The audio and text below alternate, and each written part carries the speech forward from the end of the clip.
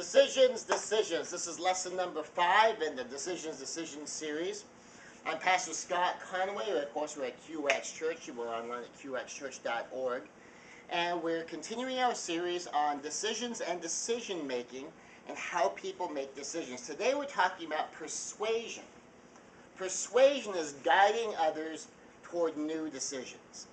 So if you're going to guide others toward new decisions, of course you need to know how decisions are made. And we've been talking about the process of making decisions. For one, people are choosing from a perceived menu of options. And people are making what they perceive to be the best choice from that menu of options.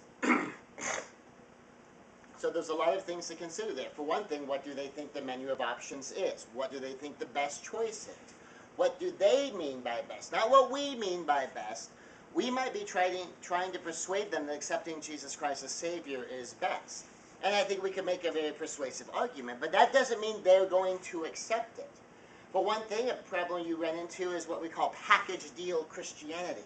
Depending upon what they've been exposed to before in Christianity, they might think that becoming a Christian requires certain specific things of them. If their primary exposure to Christianity has been things like the Westboro Baptist Church, they might think that being a Christian means that they have to hate homosexuals and they're expected to picket at funerals and do things like that. They might think that being a Christian requires them to adhere to their political philosophies and political views on issues that they see in the media.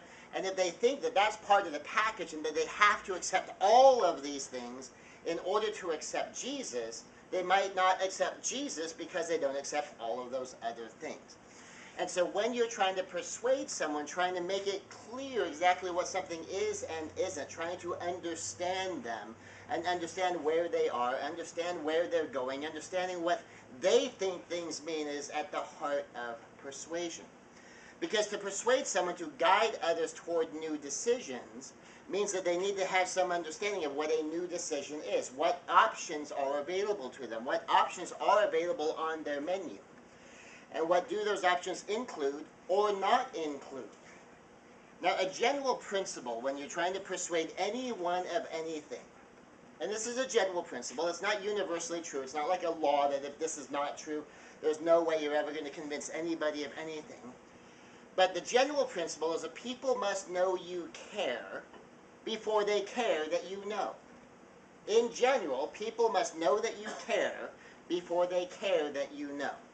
Now, obviously, this isn't universally true. If you are accepted and acknowledged as an authority, if you're seen as someone who has expertise, if you have a demonstrated track record of producing results, if you have a credential, if they come to you for a particular type of help or guidance, they're much more likely to accept what it is that you say. But if you're trying to persuade people you have relationship with, one of the key things is if people believe you really don't care about them as human beings, they have a tendency to not really care what you think as a human being. If you're trying to get them to do something different, if you're trying to influence their behavior, but they feel like you really only care maybe about your issue, but you don't care about them as a person, or you really only care about proving a point, you don't really care about them as a person, or you really ultimately only care about yourself, you really don't care about them, they're much less likely, less inclined to be willing to listen to you. And so people must know you care about them as human beings, that they themselves as a person matter to you. So that they have some idea that what you're sharing with them because they matter to you. That you're coming from a place of love, you're coming from a place of caring. You're coming from a place where they matter. Not just your issue, but they matter. And that if you come from this place that they really matter, that they're really important, then they are much more willing to listen to you. So here's another principle. Be a light, not a judge. And we're going to unpack this a bit and get into what we mean by be a light, what we mean by not a judge.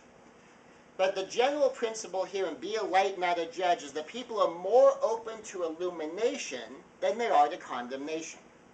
That if I come to you and I begin with, you matter, I begin with, I want the best for you, I begin with that connection, you understand that you matter to me. You understand that your life being better is important to me. You understand that you gaining more success in whatever it is you're doing is a celebration cause for me. There's not a competition. I'm not here to beat you. I'm here to love you. I'm here to care about you. And that if things are going well for you, I'm happy for you. And if things are not going well for you, then I'm sad for you. And that I'm on your side. I'm on your team. And that's the connection, that if you know I care. And I come into your life as a light. I come into your life to illuminate things for you, to help you see things and understand things and see options. I come into your life as someone who can help bring things to some clarity when they're muddled, who can bring some order to things when they're chaotic, can bring some vision to things when you seem bogged down. And that in the process of persuading you, I am helping you see. I'm helping you understand. And I'm helping you pursue and fulfill your highest values and your highest purpose.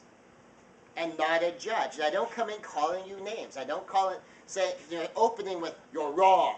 I don't come in attacking you. I don't come in saying that you're bad, saying that you're broken, saying that you're less, saying that there's something wrong with you. And if I do those things, I'm much more likely to be persuasive. So here's some processes for attempting to be persuasive. Understand their position, validate their feelings, agree with what you can agree with, and seek to add relevant information. Now, a lot of times we like to jump straight to that last one. We want to add relevant information. And in fact, for most people, the way they attempt to persuade people isn't even adding relevant information. A lot of people, in attempting to persuade, start off attacking an existing position. A lot of people open up with attacking an existing position and not just adding relevant information, but adding only that information, and sometimes exaggerated information, distorted information, selective information, with the sole purpose of supporting my side and attacking your side. And that's the way a lot of people attempt to do persuasion. That's the way a lot of people attempt to do persuasion, even on something as important and critical as leading people to Christ. Now think about this for a moment. Jesus Christ comes into our life because of love. For in the beginning was the Word was with God, the Word was God, and the Word became flesh and dwelt among us. God is love, for God so loved the world that He gave His only begotten Son. It's motivated by love, it's motivated by love, it is motivated by love. And that when Jesus Christ came, He came to serve. He came not to be a judge of the world, He came to be a servant, to be a sacrifice. He came to lead us.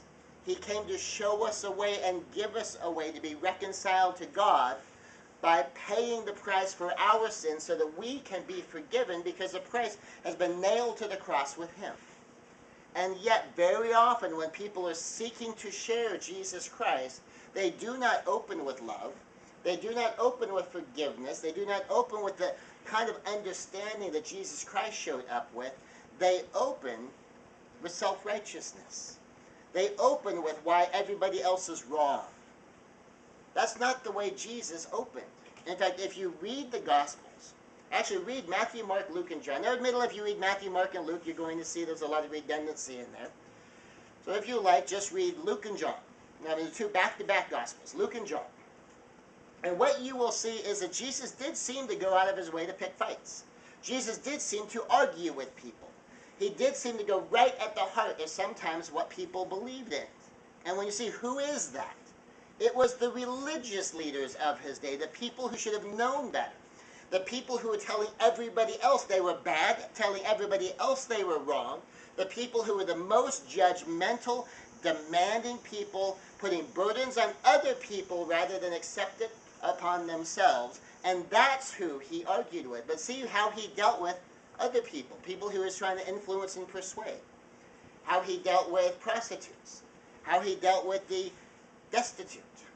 How He dealt with the commoners. And how He reached out to them, and how He touched them, and how He crossed social boundaries in order to make a difference in people's lives, to reach them and touch their hearts in powerful and meaningful ways. That was His approach. And as much as the Apostle Paul is seen as being this bold, blustering, powerful, bludgeoning sort of apostle. We still have Paul at Mars Hill. We have Paul who started where they were at. You have this altar to an unknown God. I know this unknown God, and he began there. Who said, I become all things to all people that I may win all to Christ. So this is a man who understood, start with them where they are. Don't open with bludgeoning them and saying you're wrong and then expect them to listen. Don't open with telling them you're bad and then expect them to listen. Open with where they are. Start with them side by side with them in something they already understand, something they already believe, where they already are, and then walk them very systematically to where you're taking them. Peter gave the very first sermon after Pentecost. And who's he talking to? He's talking to people who are familiar with the Jewish stories. And so what does he do? He opens with an Old Testament Bible study. He opens with an Old Testament Bible study to a group who is already somewhat familiar with the Old Testament. He's not telling them things that nobody in the crowd knows. He's starting with them where they're at, using things they already know, using things they already understand, using things they already believe to show them this is what flows from that. And if you can see that this is what flows from that, now let me tell you about the rest of this. And they understood this basic principle of begin where they're at and walk them forward from there. So being persuasive begins with understand their position. Understand where somebody's at. Understand what they already think. Understand what they already believe. Start with them where they're at. Listen to them. Ask questions. Find out what they're thinking, why they're thinking about it. And if necessary, take notes. Because honestly, some of us aren't very elegant listeners. Sometimes we will listen, but we listen automatically to respond. We've kind of grown up doing that. Sometimes we listen in order to argue. Sometimes we listen in order to avoid. And once somebody is in this mode of listening in order to avoid, you're not really hearing. Once you're thinking about listening to respond, you're not really hearing. When you're thinking about listening in order to wait for your turn, you're not really hearing. So sometimes you may even need to take some notes. Sometimes as part of understanding someone's position might take a long time. Sometimes you could end up, if you're working on systematically sharing Christ with someone, if ultimately that's something you envision as being a part of this particular relationship, you might spend a long time trying to understand someone's position before they are convinced that you care and you really do understand. That this could take time. This could take a lot of time. Sometimes hours, sometimes days, weeks, months, years, depending on the nature of your relationship and how often you talk. And as someone has a clear understanding that you really do understand, then you might be able to be more persuasive. Now, in the process of understanding, there's another big piece, and it's validate their feelings. Sometimes we like to attack someone's feelings. Sometimes we like to tell someone, oh, there's nothing to be upset about. Oh, there's no, just get over it. That's a long time ago. Oh, what's the big deal? Oh, I've had worse. Oh, you tell stories of somebody else who had a different situation that was infinitely worse than the situation this person is going through or talking about.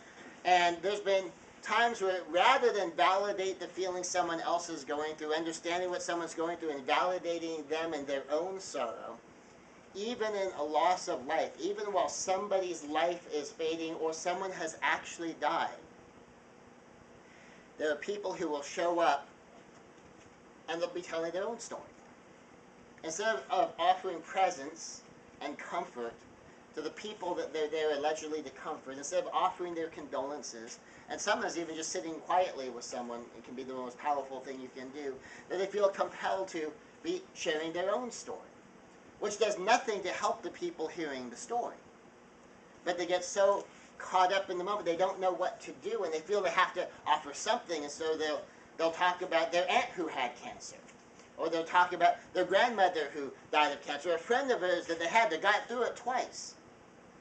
And in the Conway family, cancer is the #1 killer of Conways, which is actually a great comfort to me, because that gives me a fairly reasonable probability that if cancer is what typically comes for Conways, and cancer is ultimately what comes for me, that there'll be some time between what's going to kill me showing up and it actually killing me.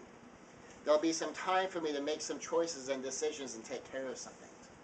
As opposed to, there's some people I know whose family heritage biologically, as far as what takes their lives, is heart disease, where you can be talking to someone fine one day and the next day they're just gone. And that's kind of scary to me, because you don't have any time to make amends and say things that maybe have gone unsaid for too long. But you focus on them, you validate their feelings, you validate where they're at and why they're at there. Now, you may not agree with them. Now, this is an important thing to really wrap your head around. Understanding something is not the same as agreeing. You can understand someone's position. That does not mean you must agree with someone's position. You can validate someone else's feelings. That doesn't mean that you have to feel the same thing, or even that those feelings have to make sense to you and that you think you would feel the same way. Validating someone's feelings means you understand that they feel the way that they feel.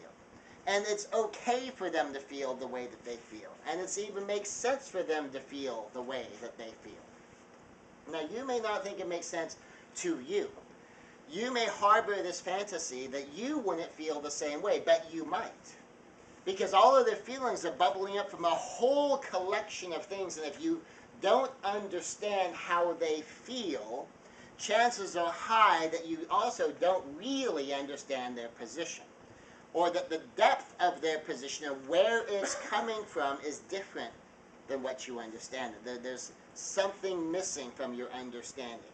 Because when you do really understand where someone's coming from, their emotions begin to make sense to you. You may be wrong. They may not see it. For instance, you might be dealing with someone and they have every rational argument in the world against Christianity, but they seem really, really angry. And you're not quite sure you understand. Why are they so angry about Christian things? Why are they so angry at God? Why are they so angry at Christ? And everything in the logical argument that they've been giving you, everything you've understood about what they're telling you, might make some logical sense at the level where you understand their position. What you don't understand is why they're so upset by it. And very often, what the truth is there's a depth or a resonance to it. There's a personal experience that they've had, often with Christians, that is driving that fury. And that emotion is driving their logic as we have the decision-making process. That as a survival reflex, to emotionally survive a very difficult situation, that they develop their defense mechanism. That they have this emotional intensity that's driving their emotion. That the survival reflex has informed their emotions, and their emotions have informed their logic. And when you're looking just at the logic, you may not understand how this logic generates such emotion. It's because it doesn't. That emotion is coming from somewhere else. Sometimes you have people who are furious with men in general, and they have all of these logical, lofty, very feminist views about why this is so important, but the real driving passion comes from how some men have treated her or other women important to her. Sometimes you have men who are very anti-women and anti-feminist, and when you get behind it, you find a lot of times what's driven that is a relationship with a mother figure, or ex-girlfriends, their experience with some women, often women with power, authority, or influence in their lives. And so when you begin to look behind the logic, you'll find something that is driving the emotion, often something that they may need to let go of. And that if they don't let go of that, they're never going to be able to see a different logic, because to them, that logical shift is going to invalidate their emotions. And the more you can validate their emotions based on what happened and then maybe disconnect it in the course of conversation and relationship, the better a chance you'll have of persuading somebody. Agree with what you can agree with. Agree with what you can agree with possible reframe. Now what this means is you just have to reframe. That means look at it differently than you might normally look at in order to be able to agree with them. Now, one way I will often frame when I'm talking to someone who is emotionally intense, especially someone who is suicidal, is I will say a phrase that goes something like this. If what happened to you happened to me and I felt about it the same way you feel about it, I'd want to kill myself too. Now, when you diagram that sentence out, what you begin to realize is what I'm really saying is if I felt suicidal, I'd feel like killing myself. It's a little bit redundant. But it is actually true. Because if you felt like they feel, you'd feel like they feel. You'd want to do what their feelings are telling them to do. You'd be responding the way they're responding if you felt the way they felt. And if you understand this basic premise, they have a whole life, a whole history. And that whole history, the collection of their experiences, the collection of their observations, combined with the collection of their education to drive their emotions. And so if you can not only validate their feelings, you can find what you would agree with.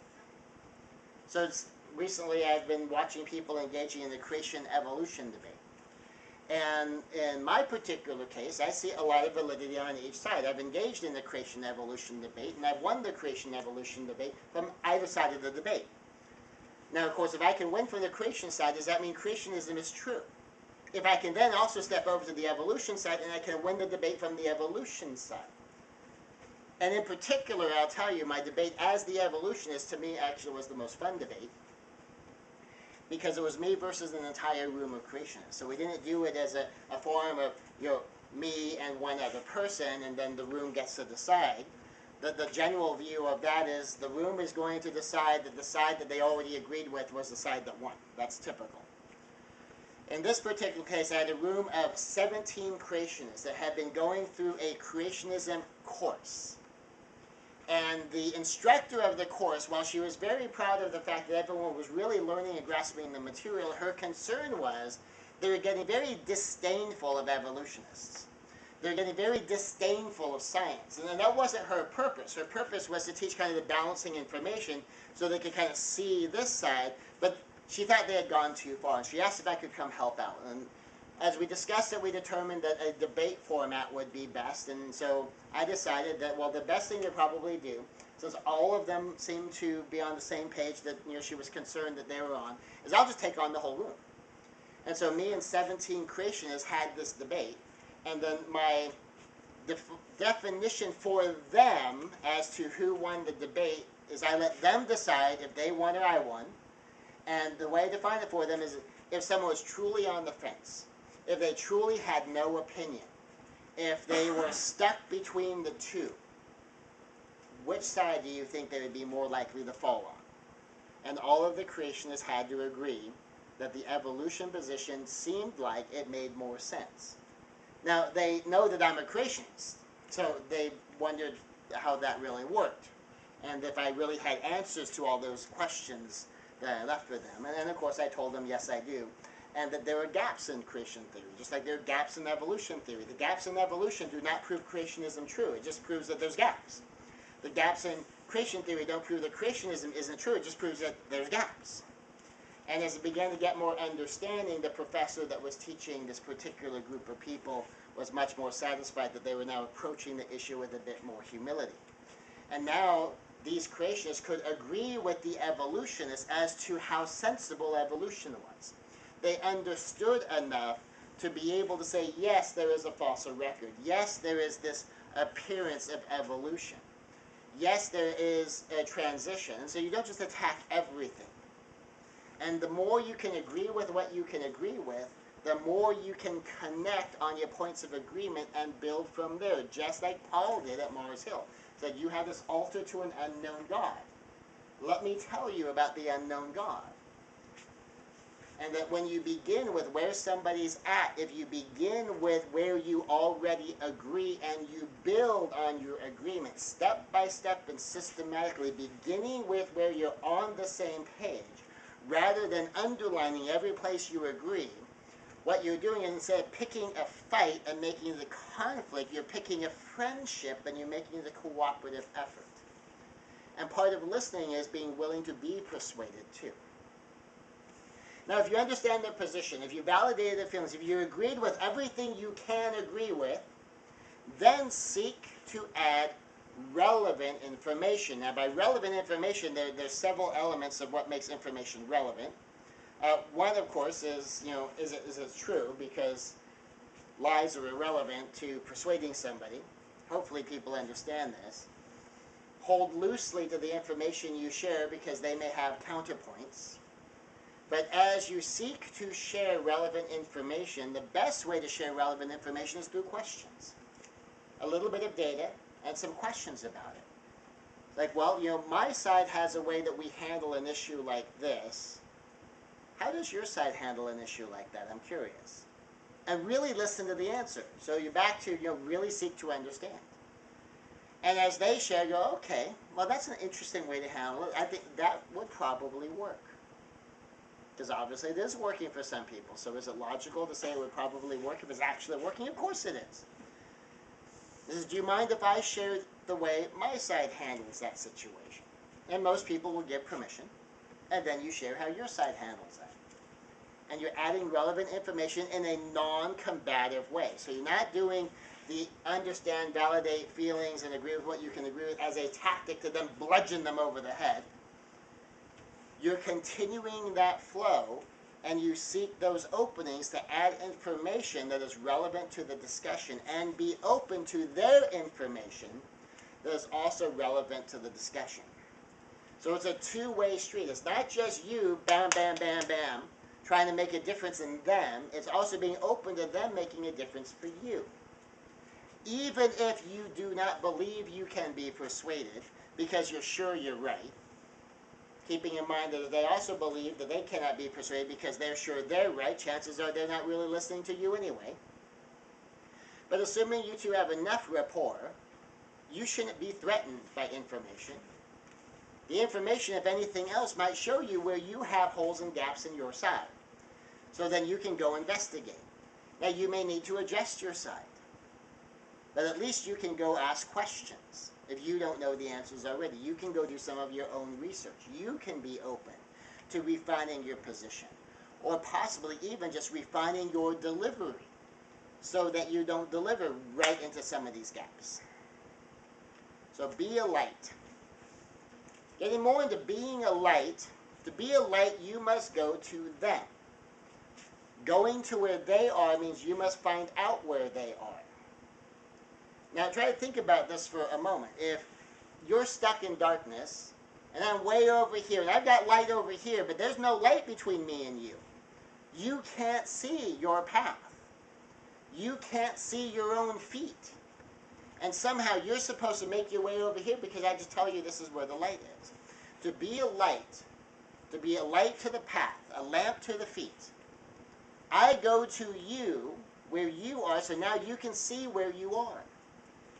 And I walk you over here, so you can see the path you're walking on. You can see where you're stepping. That's the metaphor. So when you listen, truly listen to understand. Listen elegantly. Now what listen elegantly means you ask clarifying questions. You reflect back your understanding of what they said. You're not parroting back what they said. You're reflecting back an understanding of what they said. When you can paraphrase their words back to them to their satisfaction that you've got it, now you probably understand. If all you do is you parrot back their own vocabulary, almost like you had a recorder and you recorded the audio and you can play the audio back, that's not listening elegantly. That's telling you you heard the words that came out of their mouth. That doesn't necessarily mean that you understood what they were saying. When you can paraphrase, when you can develop your own emotional word picture, and that is the words maybe to describe a metaphor that has the same emotional content, emotional punch, to show them that you've taken what they've said, you've understood it, you've translated it to some sort of a metaphor or some sort of way of grasping it, and you can reflect it back to them, and they go, that's it. Now you have understanding. Being able to ask clarifying questions. Sometimes you'll reflect back and say, well, no, that's not quite it. And you can ask them, okay, well, what in here needs to still be adjusted? And listening elegantly sometimes can take time.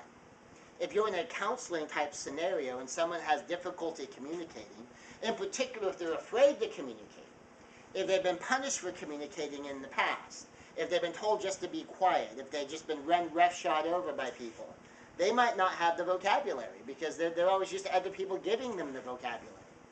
You could spend an entire session just trying to find out one little thing as you're trying to get them to be able to explain an idea or a feeling or a concept to you. And you reflect back to them and go, well, it was kind of it. Well, I don't know, not really. And you keep asking, okay, well, how would you adjust this metaphor so that it's clearer, or is it just dead wrong? If you need to go someplace else entirely, we can do that. And so as you're talking, as you're discussing, sometimes you'll find if someone has inexperience communicating, if you're dealing with young people in particular, and they don't have a frame of reference, or you're talking to someone where you have a very limited common frame of reference, especially on the issue being discussed, this listening elegantly can be very, very time consuming. But it's part of really understanding. Add relevant information through questions. Whenever you can, ask questions. Get them to think through the relevant information, because sometimes you need facts. Sometimes you need to bring in historical data, archaeological evidence, historical evidence. I mean, sometimes you have that kind of data that needs to be introduced. A lot of times when you're talking to someone, when you're having a more persuasive discussion, you don't really need to give them more data. Data is not the problem. You need to get them thinking in a slightly different way. Being willing to open their mind just a little bit and look at something a little bit differently. And you can do that very effectively with questions, just by asking them a question like, oh, well, it's kind of an interesting approach to that, but now to me it looks like if you do that, you can have some other issues over here, and so I assume that there's a way all that gets dealt with too. So how does your view kind of like deal with all these other things? And get them thinking through, because some of those people get so fixated, and we just came through a political season, so we see that. People get so fixated, my side's right, that side's wrong. And sometimes a simpler thing is, okay, I understand the perspective that you're talking about, and if that's true, and I'm going, I don't know one way or the other, but if that's true, I can certainly see that being an issue. Just to make sure that the issue really is the issue. If someone from your side made an equally stupid statement, does that mean that your side should be rejected just as much as you think the other side should be rejected? Because if that's not true, then maybe the issue is not really the issue. Maybe it's just sides. And so I'm just curious if that's a consistent principle. So if, say it's a Democrat-Republican thing, and say a Republican has said something incredibly stupid in the course of a discussion, and they've taken that one thing from that one Republican in that one instance, and they're going to blow it up into a great big issue and say, okay, well, so if a Democrat has said something that was equally stupid, is it equally valid to take that one Democrat, that one time, regardless of the context, pull that out and make that the issue? And to reject the Democrat side as much as rejecting the Republican side on the issue that you're talking about. And, 99 times out of 100, I found that answer to be no. And, someone said, well, you just want me to vote Republican. Well, I happen to not be registered Republican. I happen to not be registered Democrat. I'm a registered third party. So, I can always come at it as, just, saying, because if we reject both sides, chances are very high you're going to be landing closer to my side, and I'm a third party. So if we get enough people rejecting both the Democrats and the Republicans, then the third parties have a shot, right? And very often people will back down because the issue isn't the issue. But that's getting to them through questions. I'm not arguing with them, oh yeah, well, the Democrats have said stuff just as bad, and that's arguing. But asking them questions of, okay, is that really the principle? This is what you say the principle is, and this is why you say the other side ought to be rejected, just to make sure I'm clear. Is it equally true that when it's your side, that your side should also equally be rejected for exactly the same level of reasons? And so if you can do things with questions, people won't argue with their own answers. Now, they may argue with you, but they won't argue with their own answer. If you ask a question, and they're backed into a corner where they have to answer their own question, or they happily answer the question. Sometimes a lot of people really, honestly, they're quite happy to answer your own question, or your questions. And if it's their answer, people won't argue with their answer. Now, they may have exceptions and other reasons and collateral stuff, but they're not going to say their own answer is wrong. Another one is permissions. Another way to add relevant information is get permission. Like it says, is it okay if I share, and you get their permission to share your evidence. You get your permission to share their story. Another one is just sharing. And the most powerful way to share some of these is in a story format. And sometimes in the course of sharing in a story format, saying, okay, well, this is something I've run into. And sometimes some of the most powerful stories you can share is like, okay, instead of just, bang, here's the information. So, well, that is a really good point. Now, what I've heard from other teachers in this area that kind of teach, on my side that I've heard, is something like, and then you share. And so instead of just saying, you're wrong, you're sharing what someone else has said, and ask, now, how would you deal with that? It's, well, that's just not true. Say, okay, so now, if it is true then, does that then destroy your position? Is that why it just can't be true? That's just not true. Okay, well, all I'm asking, and you're back to asking, is if there's a way to find out if it is true. If it is true, does that mean anything? And if they keep thinking, well, it's not true, say, well, I'm going to take that to mean that, well, if it is true, then that really does mean something, and that might be something worth exploring then, because if it's really not true, like you say, I would love to know it's not true. Because if it's really not true and we can demonstrate clearly, obviously, there's no way that's true, well, I need to let it go.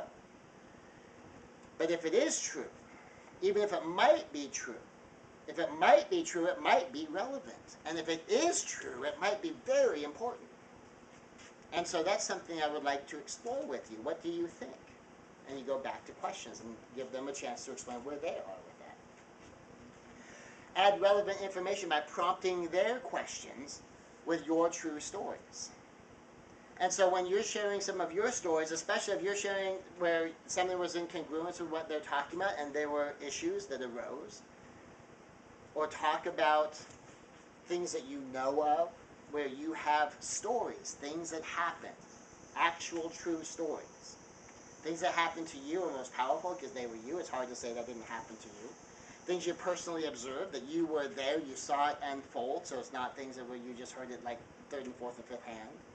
It's not some urban legend that you actually saw it. Those are some of those powerful stories that prompt them to have to ask you questions. And then you be prepared to answer.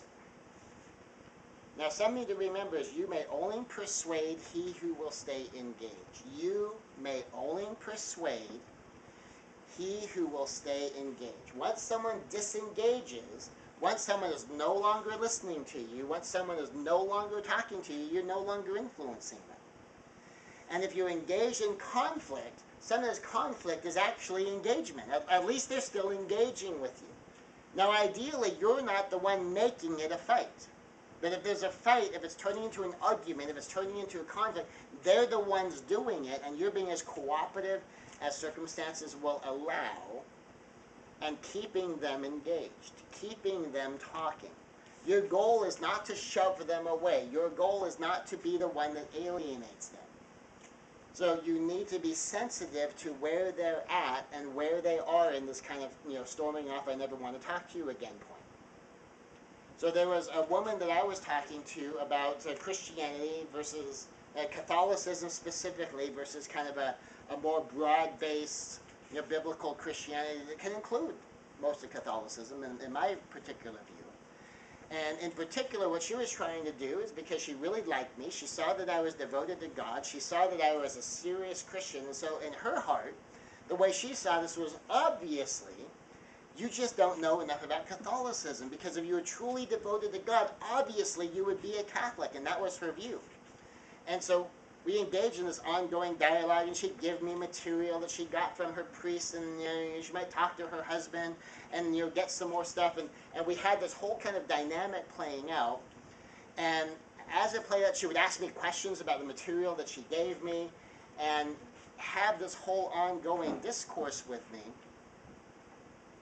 Well, I kept having answers to the questions, the hard questions, and some questions about some of the information, which, she was more than welcome to go back and talk to her priest about it. I didn't expect her to know all the answers. I mean, she's not ordained clergy. And so I'm more than happy for her to go talk to a priest, a Monsignor, a bishop, get whatever information she could from any resource that she could get it, go to Catholic Answers and pitch the question to them. I was more than happy to wait a week or two or three to get a response back on things. I was in no particular hurry. But the day did come where she finally said, I can't talk to you about this anymore. And she disengaged. Now, in this particular case, I wasn't trying to persuade her. I was satisfied that her heart was genuinely for Christ, and that she found Christ in the Catholic Church, and that she was a born-again Christian within Catholicism. I watched the way this woman lived her life. I listened to her theology. I listened to her perspective on things, and I was very satisfied that she was saved. She wasn't satisfied that I was saved because she believed that rejecting Christ's church, which in her view was the founding church of Jesus Christ from the Pope Peter on down through the lineage of Catholicism, and that only Catholics and the Orthodox were truly within the church, and that this whole Protestant revolution came about by rebellion against God's lawful authority. So she had a view, and she was trying to persuade me. And I was more than happy to stay engaged and give her every opportunity to be persuasive. And so long as someone stays engaged, you have an opportunity to persuade. Now, be a light, not a judge. Not a judge part. When you judge, you slam the door on rapport. I'm going to say that again. When you judge, you slam the door on rapport. Now, rapport is like the sense of connection. I mean, that's basically all rapport is. When you're developing rapport with someone, there's like something there. There's like a spark. There's a connection. There's a sameness. There's something between you and I that says, hey, we could be on the same side. You know, you could find rapport because, you know, you both like baseball. You both like football. We just went to a football game yesterday. You could chat with someone about yesterday's game. You know, we stored a little bit of rapport with a former student of mine who saw my post on Facebook and says, oh my gosh, you're at the game, I'm in the band. Well, I knew 3 people in the band. And turns out one of the 3 people I know knows her, but didn't know that she knew me. And so there was instant rapport because we have connection through the band, we have connection through the martial arts school, and the kind of this double point of connection and this history, I mean, this old history from when she was a kid, but it created this instant rapport, this instant level of connection. Now, so long as I don't do anything to attack that connection, we have rapport. We have connection, in this case around at least 3 different directions. And it also creates more rapport between her and the other people in the band that she knows also know me, because there's now this joint experience that all 4 of them have had, that 3 of them knew because the 3 of them knew each other, but now they know that this 4th person has had the same experience by being in the same place, learning the same things from the same people, and that gives them a chance to connect and build rapport. Well, once you start passing judgment, you break rapport. Now, in this particular case, this young lady has kind of funky colored hair. She's done a kind of a very modern type cut, not a business-like cut, but a modern style cut. And, you know, some interesting colors that doesn't quite match the natural color of her hair, which I always thought was beautiful. But, you know, it wasn't as interesting. It was, you know, beautiful, but, you know, probably too typical for the style that she's after right now. Now, if I immediately made an issue out of her hair, would I be building rapport or breaking rapport? I'd be breaking it, obviously. If I passed judgment on her because now she has kind of the short, funky hair, what did I do? I just broke the rapport that we had. So when you pass judgment on people, you are slamming the door shut on rapport. You're also slamming the door shut on additional rapport you could continue building. Because now, they've just backed off from you. You might still be seeking points of connection, but they're thinking, look, you just slammed a door in my face and you still want to talk to me? It literally is like trying to talk through a slammed door. It's hard to get through to people, and it's hard for people to take you seriously, that you understand and that you care when you pass judgment on them. When you start telling someone they're bad, which is pretty much what judgment is, you are bad, pretty much no matter what label you use, they will disengage. And worse, they might believe you. And if they believe you that they're bad, not only have you broken rapport, but now you've made matters worse. That you've entered into someone's life and done damage, a fundamental violation of the silver rule, which is first do no harm. That you can try to highlight where there are already issues, that's a little different, if you're going to help them. But if you're going to pass judgment and they believe you and disengage, now they feel worse about themselves and now they're less likely to talk to you. If you really believe that you have the answers and now you've hurt someone, you let them believe that they're bad in your eyes. Well, they can't come to you because you just think that they're bad. And it's hard for someone to believe that both you love them and you believe that they're bad. And so, these are tricky waters to follow. So the easy thing is just avoid judgment. Just like God said, judge not, lest you be judged.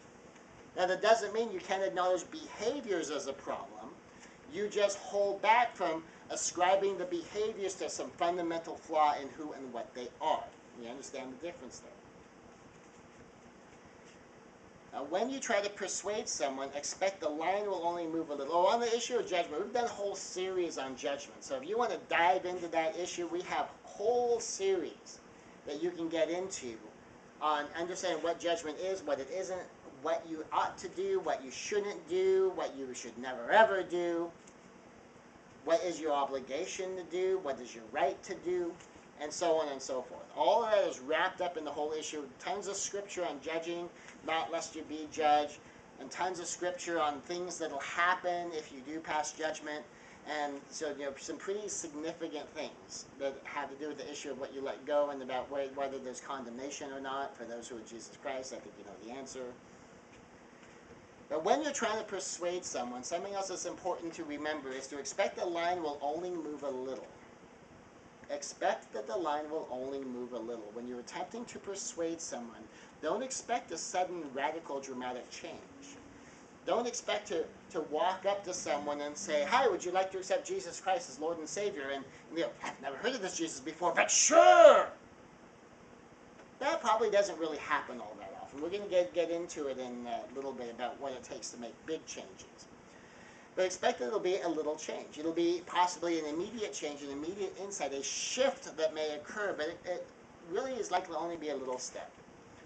That one person may be a planter. You may just be planting the seed, or you may be one who waters, or you might be the one who harvests, but it's God who makes things grow. It's 1 Corinthians 3:18. The one who plants and the one who waters have one purpose, that they will each be rewarded according to their own labor. And so you might be the one planting, you might be the one preparing the soil, you might be, using the farming metaphor, there's all kinds of things here. You might be the one just pulling up weeds. You might be the one tilling the soil. You might be the one providing the fertilizer. You might be the one, providing the minerals into the fertilizer. Depending how far away somebody is, there might be a lot of steps that need to be taken to move someone to any given decision. And religious decisions, accepting Jesus Christ as Savior, and with all of the baggage someone might have surrounding a decision like that, that could take some time. And for the watering and the tending, and sometimes, burns will come and will kill what was growing. Sometimes a frost will come and it will kill what was growing. And you thought someone was getting closer, but now they're getting further away. The holding of the wheat and the tares, or it gets all mixed up together. And something could come by and pluck the seeds up, and there's all kinds of things that could go wrong in farming.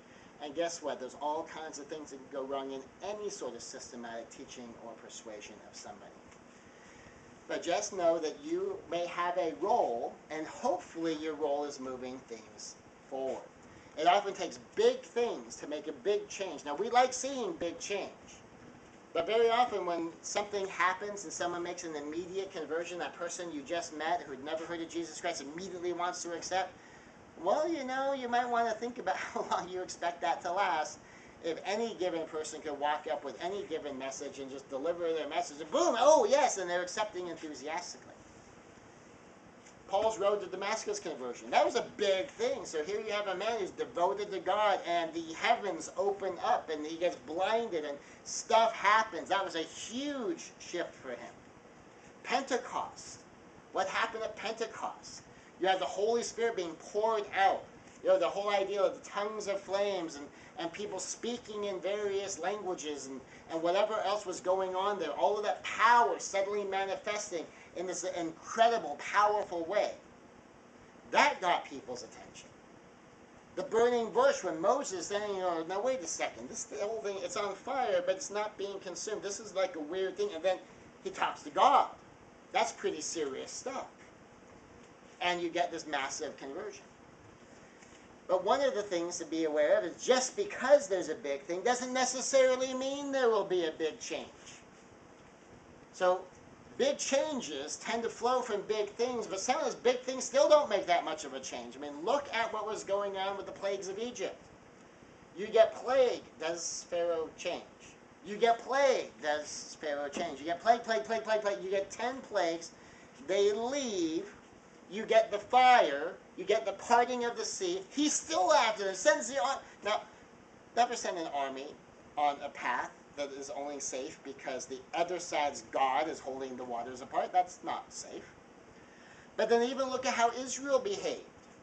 How long did it take before they wanted their golden calf and they're having a celebration? Some chunk of them.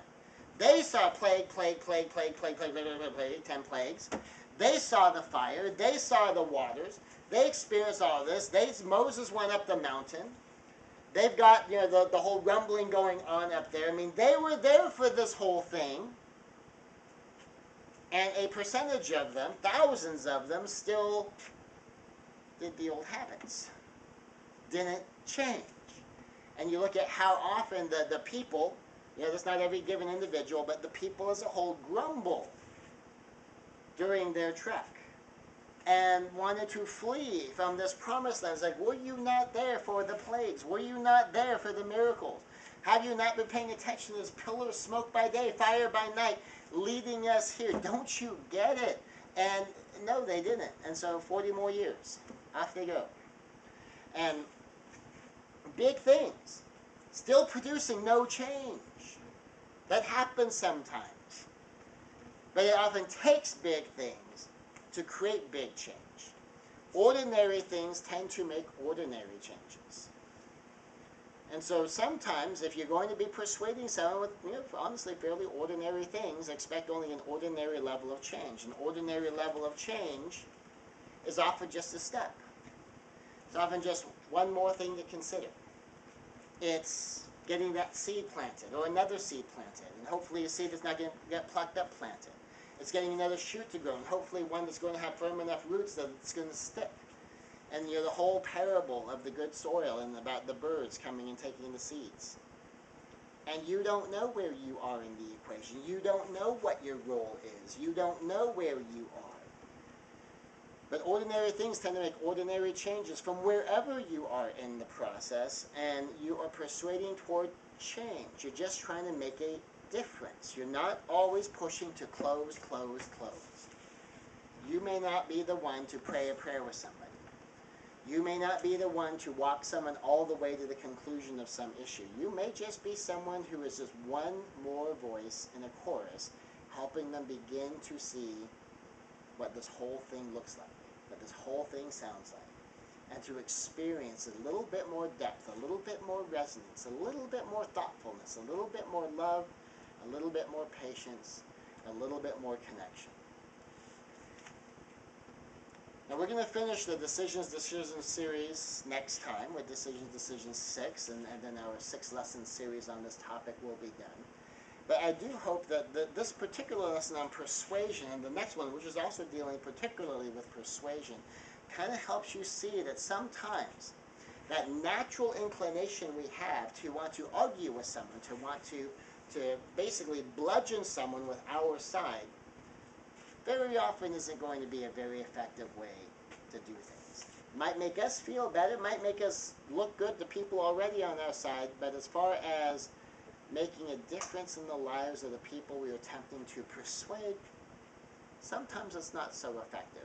Often, in fact, I would say it is producing exactly the opposite outcome that we might actually be seeking. Decisions. We'll see you back next time. Thank you.